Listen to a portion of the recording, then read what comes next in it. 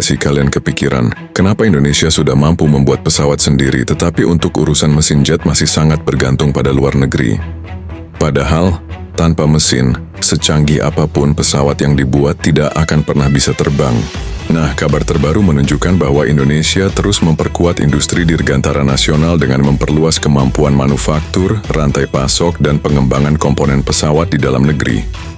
Langkah ini menjadi fondasi penting menuju kemampuan yang lebih mandiri di masa depan. PT Dirgantara Indonesia juga semakin dipercaya masuk ke rantai pasok global industri penerbangan melalui produksi komponen pesawat berstandar internasional. Kenapa mesin jet begitu penting? Karena mesin adalah jantung sebuah pesawat. Nilainya bahkan bisa mencapai puluhan persen dari harga keseluruhan pesawat. Teknologinya sangat rumit, membutuhkan material khusus yang tahan suhu ribuan derajat, desain aerodinamika presisi, hingga sistem kontrol digital yang sangat canggih. Inilah alasan mengapa hanya sedikit negara di dunia yang benar-benar mampu merancang dan memproduksi mesin jet modern secara mandiri. Namun Indonesia tidak tinggal diam. Dalam beberapa tahun terakhir, pemerintah bersama industri pertahanan nasional terus membangun fondasi industri dirgantara. Bukan hanya memproduksi pesawat, tetapi juga meningkatkan kemampuan manufaktur komponen, memperkuat rantai pasok nasional, dan memperluas kerja sama teknologi dengan berbagai mitra internasional. PT Dirgantara Indonesia, misalnya, kini dipercaya memproduksi komponen aerostructure untuk pesawat komersial Boeing, Airbus, dan Bombardier melalui kerjasama dengan perusahaan Jepang Shinmeiwa Industries. Kepercayaan ini menunjukkan bahwa kemampuan manufaktur Indonesia telah memenuhi standar industri penerbangan global. Artinya apa? Artinya Indonesia sedang membangun pengalaman industri yang sangat penting. Sebelum mampu membuat mesin jet secara utuh, sebuah negara biasanya terlebih dahulu menguasai produksi komponen, material, proses manufaktur presisi, hingga sistem sertifikasi internasional. Langkah seperti inilah yang sedang dijalankan Indonesia. Selain itu, pengembangan kawasan industri dirgantara di Kertajati juga diproyeksikan menjadi pusat manufaktur pesawat, perawatan pesawat, aerostructure, hingga pengembangan teknologi kedirgantaraan nasional. Namun, ada satu hal yang sering luput dari perhatian publik. Membuat mesin jet bukan sekadar merakit ribuan komponen menjadi satu kesatuan. Tantangan terbesar justru ada pada penguasaan teknologi material.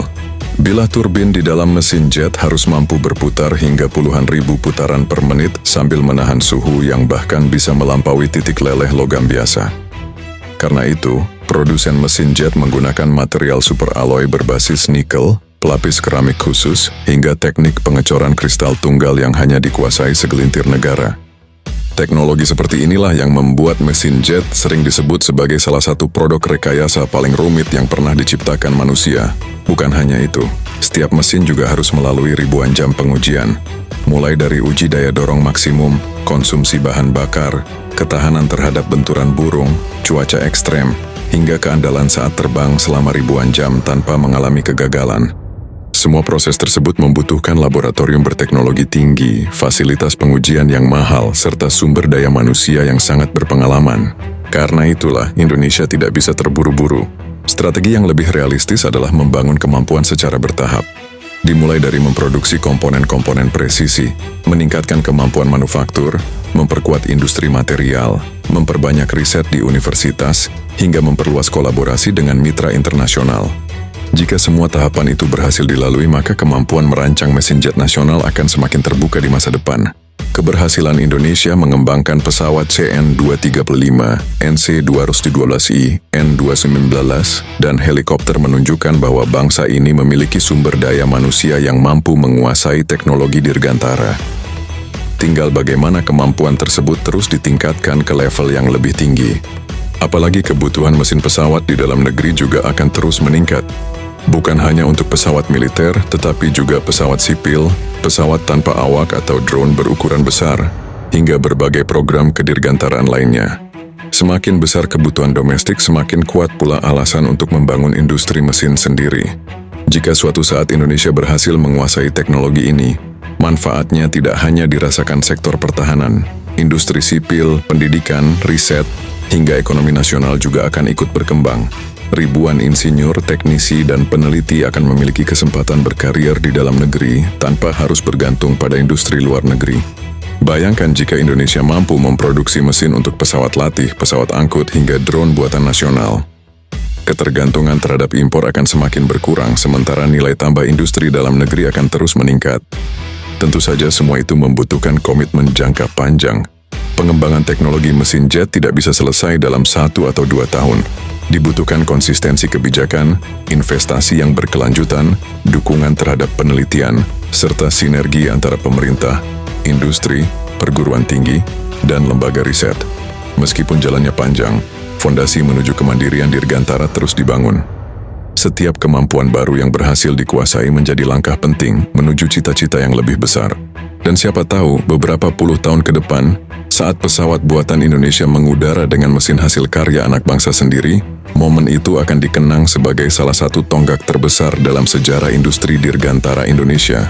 Karena pada akhirnya, kemandirian sebuah bangsa bukan hanya diukur dari apa yang bisa dibeli, tetapi juga dari apa yang mampu diciptakan dengan tangan dan kecerdasan putra-putri bangsanya. Namun ada satu pertanyaan yang menarik untuk kita renungkan bersama. Jika Indonesia mampu membangun industri mesin jet sendiri suatu hari nanti, apakah itu berarti kita akan langsung sejajar dengan negara-negara maju? Jawabannya, belum tentu. Tetapi satu hal yang pasti, Indonesia akan memiliki posisi tawar yang jauh lebih kuat di dunia. Kita tidak lagi hanya menjadi pasar bagi produk teknologi tinggi, melainkan juga menjadi salah satu pemain yang ikut menciptakannya. Bayangkan ketika sebuah pesawat buatan Indonesia tidak hanya membawa tulisan Made in Indonesia di badan pesawatnya, tetapi juga menggunakan mesin yang dirancang, diproduksi, dan dirawat oleh tenaga ahli Indonesia sendiri.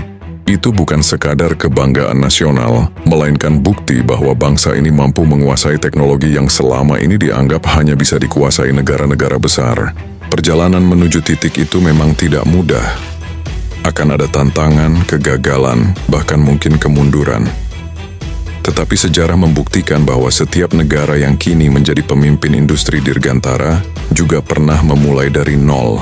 Yang terpenting adalah konsistensi, terus berinvestasi pada pendidikan, memperkuat riset, membangun industri, dan memberi kesempatan kepada para insinyur muda Indonesia untuk terus berinovasi. Karena sejatinya, teknologi bukan diwariskan. Teknologi dipelajari, dikembangkan, dan diciptakan melalui kerja keras yang tidak pernah berhenti. Semoga dalam beberapa dekade ke depan, kita bisa menyaksikan lahirnya mesin jet pertama yang benar-benar merupakan hasil karya anak bangsa. Bukan lagi sekadar mimpi, melainkan kenyataan yang mengangkat nama Indonesia di panggung industri Dirgantara dunia. Kalau menurut kalian, berapa tahun lagi Indonesia mampu menciptakan mesin jet sendiri? Apakah 10 tahun, 20 tahun, atau bahkan lebih cepat? Tulis pendapat kalian di kolom komentar. Jangan lupa tekan tombol like, subscribe, dan aktifkan lonceng notifikasi agar kalian tidak ketinggalan pembahasan terbaru seputar teknologi militer, industri pertahanan, dan kemajuan Dirgantara Indonesia. Sampai jumpa di video berikutnya. Terima kasih sudah menonton, dan salam Dirgantara Indonesia.